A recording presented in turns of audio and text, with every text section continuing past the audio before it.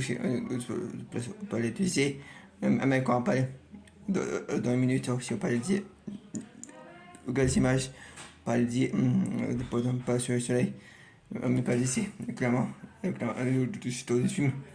Allez, non, allez, c'est parti. Allez, c'est parti.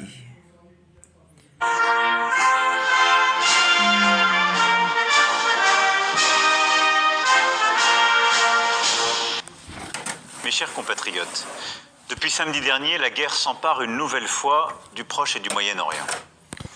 Ouverte par les frappes que les États-Unis d'Amérique et Israël ont initiées contre l'Iran, elle s'étend à présent dans la région et emporte de graves conséquences pour la paix et la sécurité de tous.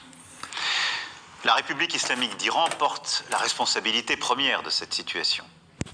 C'est elle qui a développé un programme nucléaire dangereux et des capacités balistiques inédites, qui a armé et financé des groupes terroristes dans les pays voisins, le Hezbollah au Liban, les Houthis au Yémen, les milices chiites en Irak, et qui a soutenu le Hamas et a toujours affirmé son objectif de détruire l'État d'Israël.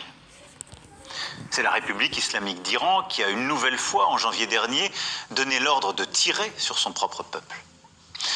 Compte tenu de tout cela, et des négociations qui ne progressaient plus, les États-Unis d'Amérique et Israël ont décidé de lancer des opérations militaires. Elles ont été conduites en dehors du droit international, ce que nous ne pouvons pas approuver. Il reste que l'histoire ne pleure jamais les bourreaux de leur peuple, et aucun ne sera regretté. Une nouvelle situation est en train d'apparaître. Les frappes devraient continuer dans les prochains jours pour affaiblir l'Iran et détruire ses capacités de riposte. Et en représailles, les frappes de l'Iran dans toute la région devraient alors se poursuivre.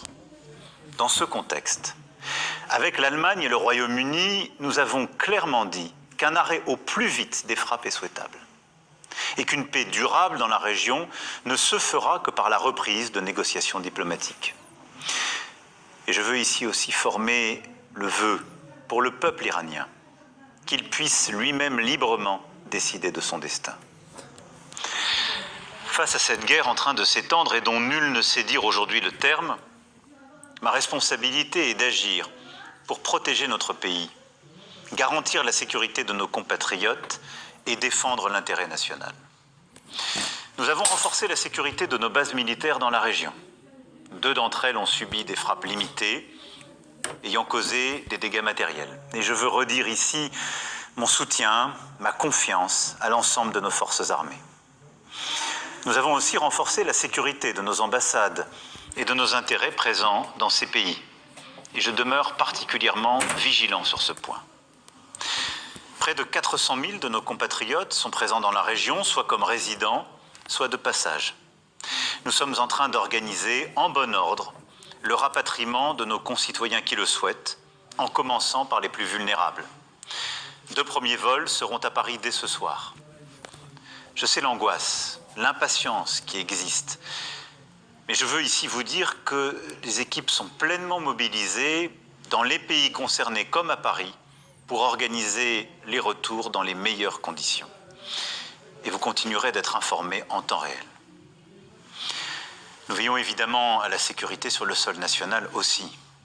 À ma demande, le gouvernement a renforcé le dispositif de protection militaire Sentinelle et la vigilance autour des lieux et des personnes les plus exposées.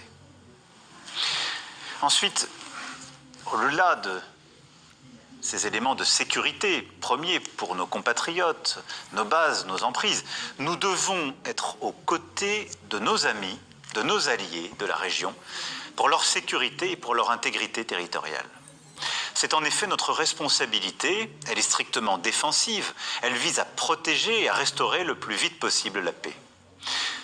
Il en va de la crédibilité de la France, d'être ce partenaire de confiance qui honore ses engagements, surtout dans ces temps troublés. Nous avons des accords de défense qui nous lient avec le Qatar, le Koweït et les Émirats arabes unis. Ces derniers sont tout particulièrement ciblés et nous leur devons solidarité. Nous sommes aussi liés par des engagements solides avec la Jordanie et l'Irak, et notamment là-bas nos alliés kurdes. Nous avons réagi immédiatement et avons abattu en légitime défense des drones dès les premières heures du conflit pour défendre l'espace aérien de nos alliés qui savent pouvoir compter sur nous. En plus des moyens déjà présents, des Rafales, des systèmes de défense antiaérienne et de radars aéroportés ont été déployés ces dernières heures. Et nous continuerons autant que de besoin cet effort. Chypre, membre de l'Union européenne, pays avec lequel nous venons de signer un partenariat stratégique, a été frappé également ces derniers jours. Ceci requiert notre soutien. C'est pourquoi j'ai décidé l'envoi, là aussi, de moyens de défense antiaérienne supplémentaires et d'une frégate française, le Languedoc, qui arrivera au large de Chypre dès ce soir. Nous assurons par ailleurs une coordination étroite avec nos alliés, nos partenaires européens, en premier lieu nos amis grecs, afin que cet effort en Méditerranée orientale soit consolidé par les nations volontaires. Depuis ces dernières heures, la guerre s'étend au Liban, à partir duquel le Hezbollah a commis la faute majeure de frapper Israël et de mettre les Libanais en danger. Israël serait en train de décider une opération terrestre, ce serait là aussi une escalade dangereuse et une erreur stratégique. Le Hezbollah doit impérativement cesser toute frappe, et j'appelle Israël à respecter le territoire libanais et son intégrité. Enfin, nous avons des intérêts économiques à préserver car les prix du pétrole, les prix du gaz, la situation du commerce international sont profondément perturbés par cette guerre. Aujourd'hui, le détroit d'Ormuz est de fait fermé. Et c'est par ce détroit que transitent environ 20% du pétrole et du gaz naturel liquéfié dans le monde. Le canal de Suez, la mer Rouge sont aussi sous tension et menacés. Nous sommes à l'initiative pour bâtir une coalition afin de réunir les moyens, y compris militaires, pour reprendre et sécuriser le trafic dans ces voies maritimes essentielles à l'économie mondiale. C'est d'ailleurs ce que nous avons su faire il y a plusieurs mois en mer Rouge. C'est ce que nous devons faire aujourd'hui là-bas. Face à cette situation instable, aux incertitudes des jours à venir, j'ai donné ordre que le porte-avions Charles de Gaulle, ses moyens aériens, son escorte de frégates fassent route vers la Méditerranée. Mes chers compatriotes, je voulais ce soir vous rendre compte de la situation et de nos actions. Beaucoup de choses sont encore instables, mais la France demeure une puissance qui protège les siens, une puissance attachée à la paix, fiable, prévisible et déterminée. Vive la République, vive la France.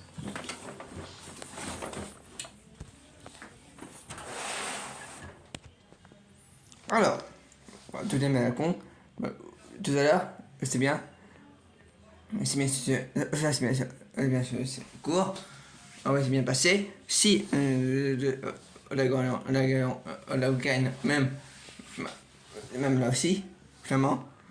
Comme là, on a dit, il faut voir, parler de désir, on ne pourra pas si. Allez, à bientôt. Tout.